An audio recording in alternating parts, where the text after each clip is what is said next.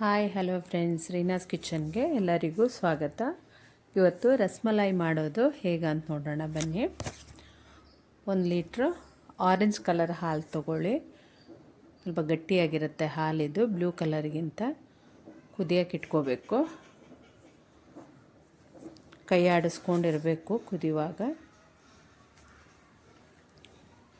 ಇದಕ್ಕೆ ಇದು ಹಾಲು ಒಡಿಬೇಕು ಅಂದರೆ ಒಂದು ನಿಂಬೆಹಣ್ಣು ಹಾಕಿದ್ರೂ ಒಡಿಯುತ್ತೆ, ಆದರೆ ವಿನಿಗರ್ ತೊಗೊಂಡ್ರೆ ಸ್ವಲ್ಪ ಬೇಗ ಇದಾಗುತ್ತೆ. 1-2 ಸ್ಪೂನ್ ವಿನಿಗರಿಗೆ 1-2 ಸ್ಪೂನಷ್ಟು ನೀರು ಹಾಕಿ ಮಿಕ್ಸ್ ಮಾಡಿ ಇಟ್ಕೊಳ್ಳಿ.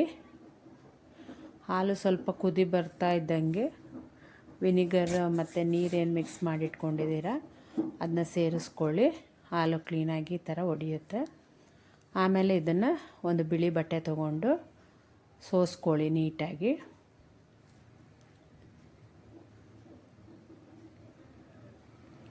ನೀಟಾಗಿ ಒಂದು ಸಲ ಸೋಸ್ಕೊಂಡ್ಮೇಲೆ ವಿನಿಗರ್ ಇಲ್ಲ ನಿಂಬೆಹಣ್ಣು ಹಾಕಿರೋದ್ರಿಂದ ಹುಳಿ ಹುಳಿ ಆಗಿರುತ್ತೆ. ಇದು ಸ್ವಲ್ಪ ಬಿಸಿ ಇರುವಾಗಲೇ ಇದಕ್ಕೆ ತಣ್ಣೀರು ಹಾಕಿ 1 ಸ್ಪೂನ್ ತೊಗೊಂಡು ಚೆನ್ನಾಗಿ ಮಿಕ್ಸ್ ಮಾಡಿ ತೊಳ್ಕೊಳ್ಳಿ.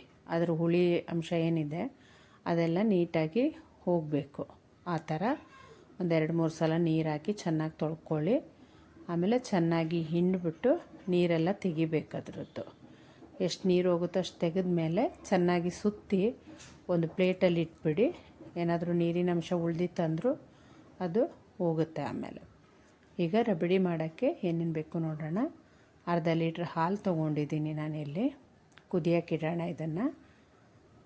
ಸ್ವಲ್ಪ ಬಿಸಿ ಆಗ್ತಿದ್ದಂಗೆ 6 ಸ್ಪೂನಷ್ಟು ಸಕ್ಕರೆ, ಅಂದರೆ ನಿಮಗೆ ಎಷ್ಟು ಸ್ವೀಟ್ ಬೇಕೋ ಅಷ್ಟು ಸಕ್ಕರೆ ನೀವು ಹಾಕ್ಕೋಬಹುದು.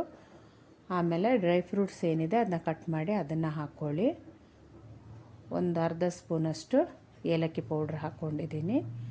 ಆಮೇಲೆ ಕಲರಿಗೆ ಬಂದು ಒಂದಿಟ್ಟು ಫುಡ್ ಕಲರ್ ಹಾಕ್ಕೊಳ್ಳಿ, ಯೆಲ್ಲೋ ಕಲರ್ ಹಾಕ್ಕೊಳ್ಳಿ.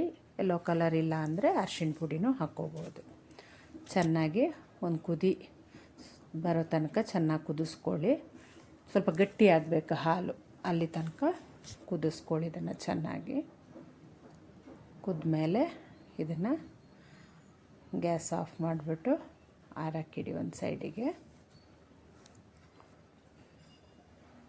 ಇವಾಗ ನಾವು ಮೊದಲೇ ಅಲ್ಲಿ ಮಾಡಿಟ್ಕೊಂಡಿದ್ದೀವಲ್ಲ ಪನ್ನೀರು, ಅದನ್ನ ಚೆನ್ನಾಗಿ ಪುಡಿ ಮಾಡಿಕೊಂಡು ನಮ್ಮ ಮುಷ್ಟಿ ಇದೆಯಲ್ಲ ಅದರಲ್ಲಿ ಚೆನ್ನಾಗಿ ನಾದಿ ತೆಗಿಬೇಕು. ಅಂದರೆ ಮೆದು ಆಗಬೇಕು. ಅದು ಪುಡಿ ಪುಡಿ ಇದೆ ಅದೆಲ್ಲ ಸೇರಿ ಚೆನ್ನಾಗಿ ನಮಗೆ ಹಿಟ್ಟಿನ ಥರ ಮೆದುವಾಗಿ ನಾದ್ಕೋಬೇಕು. ಆಮೇಲೆ ಚಿಕ್ಕ ಚಿಕ್ಕ ಉಂಡೆಗಳನ್ನ ಮಾಡಿ ಪ್ರೆಸ್ ಮಾಡ್ಕೋಬೇಕು. ಪ್ರೆಸ್ ಮಾಡಿಕೊಂಡು ಇಟ್ಕೊಳ್ಳಿ. ಆಮೇಲೆ ಒಂದು ಪಾತ್ರೆಯಲ್ಲಿ 1 ಗ್ಲಾಸ್ 1/4 ಲೀಟ್ರಷ್ಟು ನೀರು ಹಾಕ್ಕೊಂಡಿದ್ದೀನಿ. ಅದಕ್ಕೆ ಒಂದು ಚಿಕ್ಕ ಬೌಲಲ್ಲಿ ಅರ್ಧ ಬೌಲಷ್ಟು ಸಕ್ಕರೆ ಹಾಕ್ಕೊಂಡಿದ್ದೀನಿ. ಅದು ಚೆನ್ನಾಗಿ ಕರಗಬೇಕು. ಸಕ್ಕರೆ ಎಲ್ಲ ಚೆನ್ನಾಗಿ ಕರಗಿದ ಮೇಲೆ ಸಣ್ಣಗೆ ಕುದಿ ಸ್ಟಾರ್ಟ್ ಆಗುತ್ತೆ. ಕುದಿ ಸ್ಟಾರ್ಟ್ ಆಗುವಾಗ ಏನು ನಾವು ಮಾಡಿಟ್ಕೊಂಡಿದ್ವಿ ಚಿಕ್ಕ ಚಿಕ್ಕ ರಂಧ್ರಗಳನ್ನ ಅದನ್ನ ಅದಕ್ಕೆ ಹಾಕ್ಕೊಂಡು ಕುದಿಸ್ಕೋಬೇಕು. ಹಾಕಿದ ತಕ್ಷಣ ಮಗ್ಚಕ್ಕೆ ಹೋಗಬೇಡಿ. ಅದನ್ನು ಸ್ವಲ್ಪ ಹೊತ್ತಾದಮೇಲೆ ಅದನ್ನ ಮಗ್ಚಿ. ಆವಾಗಲೇ ಇದು ಮಾಡಿದ್ರೆ ಪುಡಿ ಪುಡಿ ಆಗೋಗುತ್ತೆ. ನಾದುವಾಗ ತುಂಬ ಚೆನ್ನಾಗಿ ನಾದ್ಕೊಂಡ್ರೆ, ಸಾಫ್ಟಾಗಿ ನಾದ್ಕೊಂಡ್ರೆ ಅದು ಪುಡಿ ಪುಡಿ ಆಗಲ್ಲ. ನಾದ್ಕೊಳ್ಳುವಾಗ ನಾವು ಸರಿಯಾಗಿ ನಾದ್ಕೊಳ್ಳಿಲ್ಲ ಅಂದರೆ ಎಲ್ಲ ಪುಡಿ ಪುಡಿ ಆಗುತ್ತೆ. ಇದು ಸಕ್ಕರೆ ನೀರಿಗೆ ಹಾಕಿದ ತಕ್ಷಣ ಎಲ್ಲ ಪುಡಿ ಪುಡಿ ಆಗೋಗುತ್ತೆ. ಸಕ್ಕರೆ ಪಾಕನೂ ಬರ್ಸೋದು ಬೇಡ. ಒಂದು ಕುದಿ ಬಂದ ತಕ್ಷಣವೇ ನಾವು ಹಾಕ್ಬೋದು ಇದನ್ನು. ಅದಾದಮೇಲೆ ಒಂದು ಬೌಲಿಗೆ ಇದನ್ನ ತೊಗೊಂಡು ರಬಡಿ ಏನು ನಾವು ಮಾಡಿ ಇಟ್ಟಿದ್ವಿ ಅಲ್ಲ ಅದನ್ನು ಇದಕ್ಕೆ ಹಾಕಿ ಫ್ರಿಜ್ಜರಲ್ಲಿ ಇಟ್ಬಿಡಿ ಒಂದು 1/2 ಅವರ್. ಇದೇ ರೀತಿಯಾದ ಹೊಸ ರೆಸಿಪಿಗಾಗಿ ರೀನಾಸ್ ಕಿಚನ್ನ ಲೈಕ್ ಮಾಡಿ, ಸಬ್ಸ್ಕ್ರೈಬ್ ಮಾಡಿ. ಎಲ್ಲರಿಗೂ ಧನ್ಯವಾದಗಳು.